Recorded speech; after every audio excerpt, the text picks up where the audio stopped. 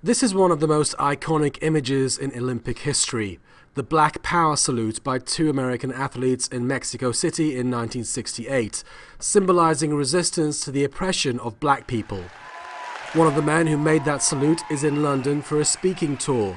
His message is that as long as minorities are still suffering inequality, struggle and resistance is the only option. To stand up against the British police here in this nation, many people had fear. To say, let's boycott the Olympic Games, many people had fear. To go to the civil rights marches in the South, many people had fear. I am not, let me hear you say that, afraid to offend my oppressor.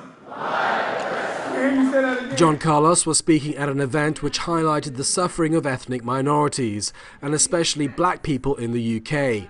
One of the speakers told the story of her brother, Christopher Alder, who was killed in police custody in 1998, one of thousands to be killed by police in the last 40 years. I think most people here saw the appalling death of my brother, an ex-paratrooper, on a custody suite floor of Hull Queen's Gardens police station with his trousers to his knees, gasping for his life. The Crown prosecution spent 4 years cancelling any evidence out to incriminate the 5 police officers that murdered my brother.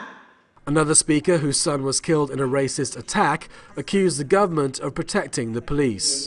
In 1993, we had a Conservative government in power. They did not want to know what happened to my son. They were not interested. The justice system was not interested. Here we are again in 2012. They need to step up and stop making family like myself and to go through having to speak out in public about the injustice that we have to suffer. The Olympic Games in London is only around 2 months away. The British government and media are keen to stress the feel-good factor and the supposed benefits the Games will bring to the country. But many people in the UK seem unexcited about the prospects of the Olympics at a time of economic austerity and social inequality at home.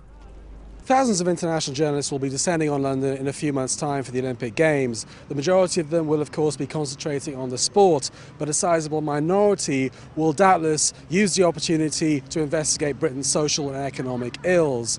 And the British government probably won't like what a lot of them find out. Roshan Mohammed Salih, Press TV, London.